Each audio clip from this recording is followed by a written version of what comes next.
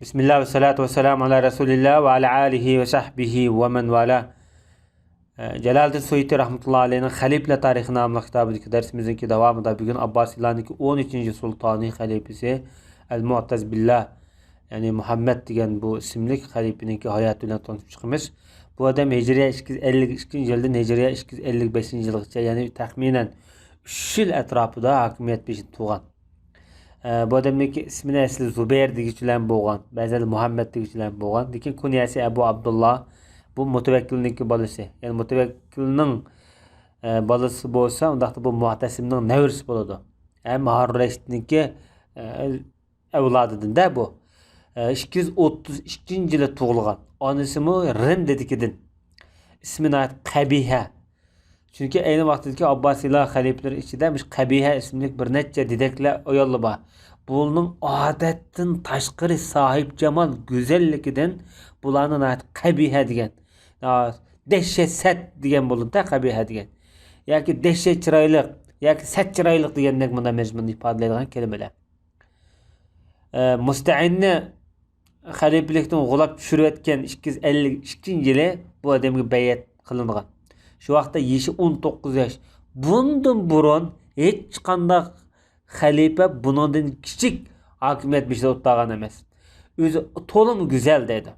Adam bo'lib Ali ibn Harb bu Mu'tazilniki ustozlaridan biri, hadis ustozlarida buningdek chiroyli qamlashgan, qomatli xalifani ko'rib boqmagan edi dedi. Bu onun ustiga tunji qitim oltin zibizanat bilan taqılangan at ulaq mingan adam bu. Tunji xalife. Undan burun xalifelarniki at ulaqlarniki saranjallari kumushdan yasalgan. Lekin ma xalifega ega masalan, uniki tanilari masalan, ularga uzangillari atniki. Mushta narsalar oltindan halirib yasalgan. Bu kishi hakimiyet beshiga chiqqan tunji yili Vasiq Sultan deb belgilab qo'yib ketgan Ashnas dunyodan ketgan. Ashnas shu vaqtdagi turk qo'mondonlarining mashhurlaridan. Bu Vasiqning ko'p ishonchiga erishgan. Ashnas 500 ming dinar pul qoldirib qo'yib ketgan. Buning hammasini Mu'taz egallab oldi. Bu podshohlik tonini Muhammed ibn Abdullah ibn Tahirga tartiqlab berdi deydi. Bu o'lgandan keyin buning butun dunyosi ilerishlar birga buning huquqini aniga bergan gap. Muhammed ibn Abdullah ibn Tahir degan Tahiriylar degan Xorasonda cho'ng bir podshoh jamoat o'tgan. Shularning avlodlari bo'ladi. Buningga ikki qilich esib qo'ygan. Bu ayni vaqtdagi podshohniki mushta berotokolat ya'ni qoida usullari. Buningga to'n kiydirganlik, qilich osqonlik, buningga masalan hatta taj keydirish, mushning hammasi podshohning ashunga ma'lum bir huquqni berganlikki esil bir tortiqlar bu ustiga. Ondan bu Muhammed ibn Abdullah ibn Tahirni elitib buningki podshohlik tonini inisiga yani Mu'tazilning inisi Aba Ahmedga o'zining inisiga bergan. Bu bunda vezir derecelik hem çok komandalı oldu. Bununla oltundan taj kiydirgan. Nayet qimmat bahalık zibzinnet, cevher, mergayetlarni osqan bir qalansuvat. Andalik keyinde posmusu var, ton müşni bergan. Onun ustiga yana şu nim deymiz bir ton var bir töpsiga yapadigan baxsam ton var o. Biz açta tonlarni kiydirgan. Buningga shundoq ishlagan. Shu naqshlarni o'yab degandek. Buningga ikki qilich esib qo'ygan. Shu yili buni huquqdan ilib tashlab Vasiq palg'an. Oxiri anda Bug'a Sharobiy deydigan bu turklar. Buningga anda bu podshohlik tonni kiydirib, uningga podshohlik tojini kiydirgan. Bu bir yildan keyin mana bu Mu'tazilga qarshi chiqqan bu. Bu o'ltirilib, beshi Mu'tazilning qishiga keltirilgan. Mu'taz Billahning enisi Muayyed Billah'ni öldürüşü. Mana bu akuflarsidagi hukuk ko'rish bo'lyapti. Mushi yilning Rajab oyida Mu'taz Billah inisi Muayyed Billah'ni veli ahdlikdan elib tashlab, uni urib bog'lab qo'ydi. Bir necha kundan keyin o'lib ketdi. Shu esnada Mu'taz bunu bu haqda gap bo'lib qolishidan ensirab, o'ttiribdimki degan mishmish so'zlar gumonlar tarqalmasin, yoki uningga hiyla ishiltib o'tadimki degan fitnalar tarqalmasin deb qozilarni o'rniga chaqirib egilib, buni shohidlikqa to'lashdi dedi. Ekilishdi. Buningda hech qanday iz yo'q, mana ko'ringlar deb.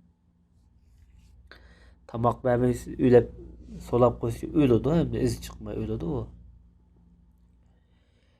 Mu'taz Billah'ni hamda huquqdan tushirish va buni qandoq o'ltirish haqidagi tadbirlar. Hamda Mu'taz Billah o'zi xalifa bo'lgan bilan turklarning kontrolligida bo'lgan bu ojiz qo'cha xalifalardan edi.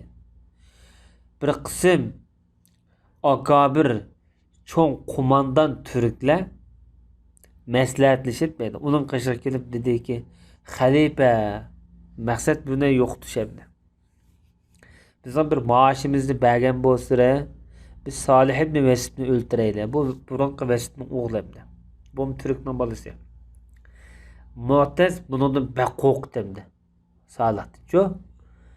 Shuna onasidan unda olib qolsa deb ma'qul deb.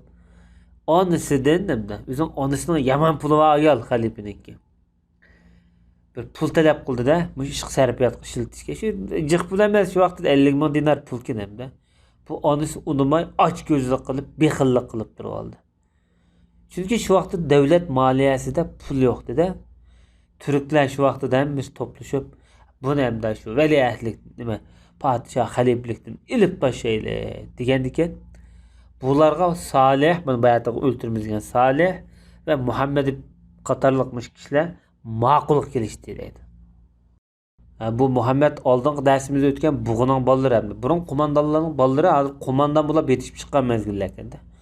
Hammasi o'zining qurol kiyimlarini kiyib, xilofat ordisiga kelishib, Mu'tazning qishi odam avatdi. Qishimizga chiqqin. Hamda Mu'taz vaqtda mundaq deb odam avatdi. Men do'ramni ichib qopdim, sen kasaljan deb odam avatdi. Sonra bir turkum kishilar buni hujum qilib, uning putini so'rab, uni shu qattiq to'qmoq bilan urib shu yiqitishga boshladi. Dababis degan aslimida to'qmoq, to'qmoqningki uya bedirganda mix, po'lat mixqa qilganda, ursa shu mix tegadigan gap endi. Shu kichik shu jig'onning tikiniga o'xshash. Uni shu yoz kunida quyoshda o'tag'izib qo'ydi. O'ziga tastak bilan urib. O'zingni e'lon qila, men xalifalikdan tushdimda deb kichik bolani urgandek urib, ashta izlashga boshladi. Adam shu vaqtning qozisi Ibn Abi Shivaribni va bir turkum shohidlarni keltirib, ular hammasi o'sha vaqtda qozi hamda asosli shu imzo atmasa ta'sir tushmaydi. Qozining oliy huquqi var vaqtida. Buni xilofatdan tushirib işte. Andın Bag'doddan dedi. Darul Xilofatga. Darul Xilofat shu vaqtida Samarrada. Hozir Samarra Bag'dod bilan Bag'dod shahri bilan bir tutash bo'lgan bilan ayni vaqtida ayrim shaharlarda. Muhammad ibn Vasiqni keldi. Bu mo'sh Abbosiylar jamoatidagi bir shahzoda hamda. Mu'taz ayni vaqtida uni Bag'dodga haydab chiqargan. Mu'taz uningga xilofatni topshirib, bo'ldi hujam hamda sizlar xalifa bo'lsizlarmi chiqib ketay deb bay'at qildi. Ondan bir turkum bir hujum odamlar Mu'tazni 5 kundan keyin mush avaqa bo'lib, 5 kundan keyin uni bir munchiga ekirib, yuyingan vaqtida shu usab ketdi-da hamda. Suv bermadi. Shu ussiz holatda uni o'lik haydab chiqardi. Bu hamda shu majburiy o'ltirishlar, qijinab o'ltirish usullaridan biri shu vaqtlarda. Endi belkim deydi ular buni nahayat qattiq soğuq muz suyu bilan toza usab ketgan vaqtda sug'organ, buni ichiblam o'lib, yiqilib tushgan deydi. Mana bu 255-yili Şaban oyida bo'lgan voqealar. Ajoyib ichinishli voqealar. Endi Mu'tazilning onasi Qabiha xotunning ochko'zligi haqida. Endi bolasi o'lgandan keyin Qabiha yo'shirinib oldi. Anda Ramazonda paydo bo'lib, o'zini oshkorlab, Salih ibn Vasib shu turk qo'mondonga nurg'un mol dunyo berdi. Bu 1.300.000 dinarni beryapti.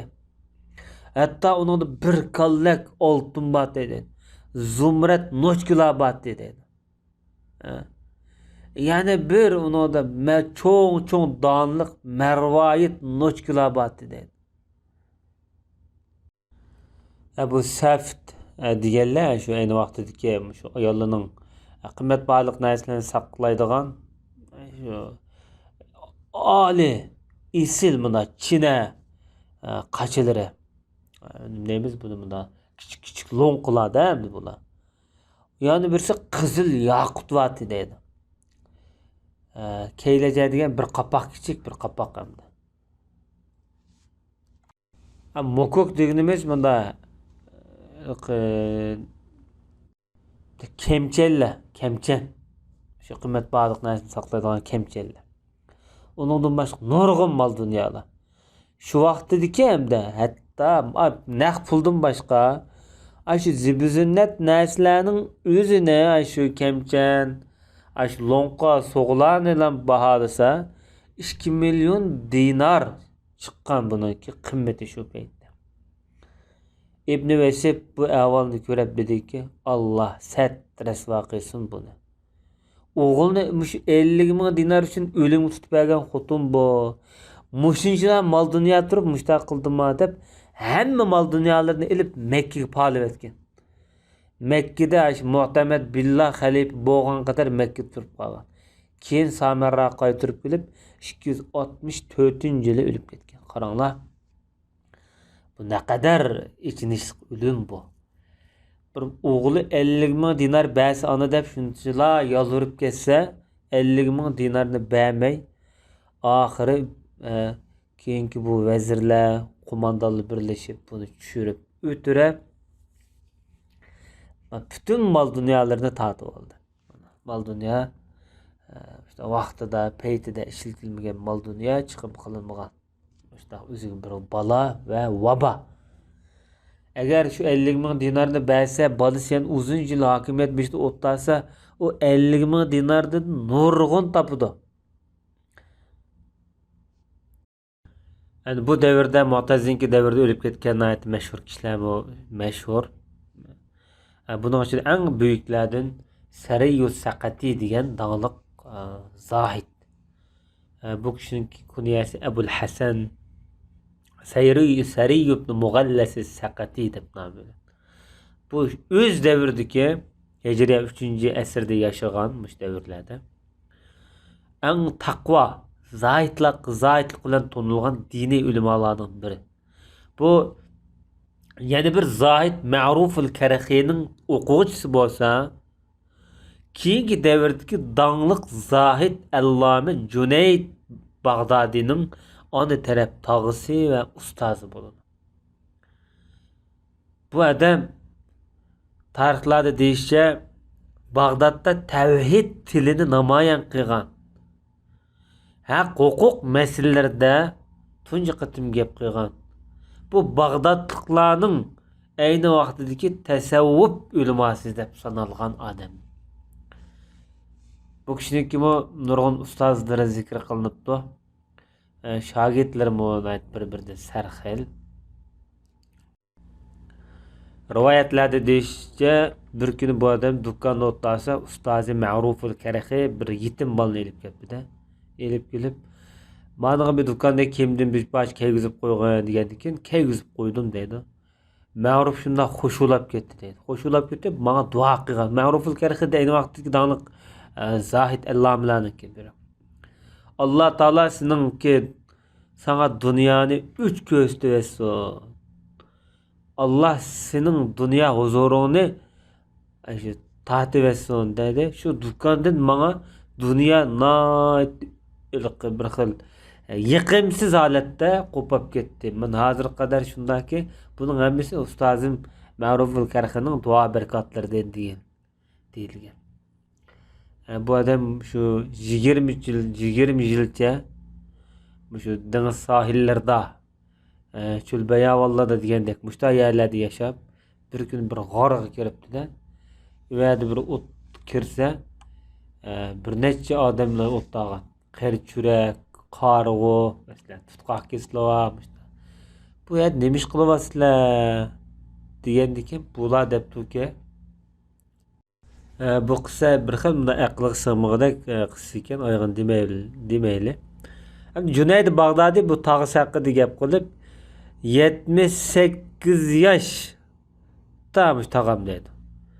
Men bunun davamlıq şunday yatqan halatını görsem bir ölüm sekratda yatqandek tuyg'ular yatatdı dedi. Davamlıq Xudoni eslab turdiganmış da. Bir kez onun huzuriga kirib, beshida o'ltirdim. Mag'zini yaqib. Men shu vaqtda ko'zim yosh to'kilib quyilib ketdi dedi.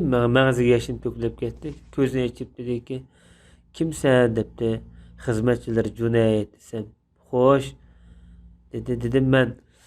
"Sizdan keyin bir sakratlik vaqt ekan" dedi. "Sizdan keyin men bir o'zimga bir namuna qilib saqlab olgandek bir vasiyat qilsizlar" desam, "Men bundaq vasiyatni qilgan" dedi. "Yomon nachar odamlar bilan do'st bo'lma" dedi. Hem shundaqla men yaxshi odamlar bilan do'st bo'ldim, yoram bo'ldim deb Xudodan uzilib qoldigan bo'lma dedi. Bak muhim gap ama adab qoida yo'sun aqlning tarjimoni degan so'z mush odamning so'zi. Allohdan qo'rqqan odamdan hamma narsa qo'rqidi degan so'zni mush odam qilgan. Allah insonni g'aflatda qoldiray desa, o'zining aybini ko'rmaydigan, xalqning aybini bek ko'radigan qilib qo'ydi degan. Bu adam hijriy 253-yili Ramazon oyida o'lib ketgan Bag'dodda. Qabrisi hozirgi Bag'dodniki Karx deydigan bir yeri bor. Bu Ma'ruful Karxining nomi bilan atalgan qabristonlik hozir qadar bor bu. Shu yerda. Yana bir büyük allomalardan birisi İmam Müslimga ustoz bo'ladigan muhaddislardan Harun ibn Said ibn Haysam al-Ayli degan kishi. Bu kishi mush davrda o'lib ketgan. Yani 250-yillardan burunroq debdi. Mush mezgillarda o'lib ketganligi xotirlangan. Ba'zanlar 253 debdi. Undaqda shu yuqorqi xalifaninki davrda bo'ladi. Bu odam o'zi tegi Misrdan kelib chiqishi Misrdan. Bu odamniki İmam Müslim rivoyat qilgan nurg'un hadislari bor. Undan boshqa hadislar ham bor. Ulamolar bu kishi baho bergan vaqtida yaxshi baholarni berish bilan birga mashhur ishonchlik degan baholar bu odamga berilgan. Bu kishi İmam Shofiyga do'st bo'lgan, İmam Shofiyga yoran bo'lgan, ustoz shogird bo'lgan odam. O'zini ilg'or. Shu davrdagi buyuk faqihlardan. İmam Şafii'de hem o'qigan, İmam Şafii bu odamda hem o'qigan. İkisi bir-biriga hem ustoz shogirdlik munosabati o'rnatgan büyük allomalardan. Yani bir büyük allomalardan Darimi degan kishi. Darimining ismi Ahmad ibn Said ibn Sakhr Darimi, Sarxasdan. Sarxas bu odam şu Türk diyarlariga keldi Darim degan. Bu kishi İmam Ahmadniki yaxshi bahosiga erishib Xurasonlik bu faqih bizga bu Xurasondan kelgan bunday faqih kelib boqmagan deb sifatlagan. Chunki bu odam ayni vaqtdagi hadis ilmining raviylarini, tarixni, hadis ilmiga munosabatlik bayonlarni nayt yaxshi biladigan odam. Bu Heratda, hozir Afg'onistonning Heratda ayni vaqtida hadis ilmini o'rgatgan. Ko'p yaratliqlarniki ustozi bo'ldi bu odam. Bu adamning asli kelib chiqishi Samarqanddan. Samarqandga ayni vaqtdagi hadis yodlagan hofizlardan. Hijoz, Sham, Misr, Iroq, Xuroson qatorliq ellarda nurg'un muhaddislar bilan birga yurib, shulardan hadis o'rgangan. ügetken. Hatta Samarqandda bir qozi bo'lib, birli qitim qozilik shu hukm bilan shug'ullanib, keyin men bo'ldi qozilik qilmayman deb tushib ketgan. O'zini aqlli, fozil, tafsirshunos, faqih Samarqandning buyuklaridan. Bu odamning hamda hadis ilmida Musnad nomli kitobi bor. Uningdan boshqa Sunanu Darimi deydigan mashhur hadis to'plami bor. Mana mush odamning kitobi bo'ladi. Darimi nomi bilan ulamolar aytib ko'p. Sarxarshlik Darimi bilan Samarqandlik Darimi sal farq bor. Hozir bizniki deganimiz mana bu Samarqandlik Musnad nomli kitobi bor. Darimi shu. Yana bir büyük allomalardan Utbi degan kishi, bu kishi İmam Malik'ninki mezheplerideki Mesail-i Utebiyye namı bilan meşhur bo'lgan bir kitobniki avtori deb zikr qilinibdi. Bu kishining tarjimonligiga uchratmadim. Ondan boshqa yana o'lib ketgan kishilar bor. Eng muhimi bu kishiniki davri mushundan oxirlashdi. Va sallallohu alayhi nabiyina Muhammad va ala alihi va sahbihi ajma'in.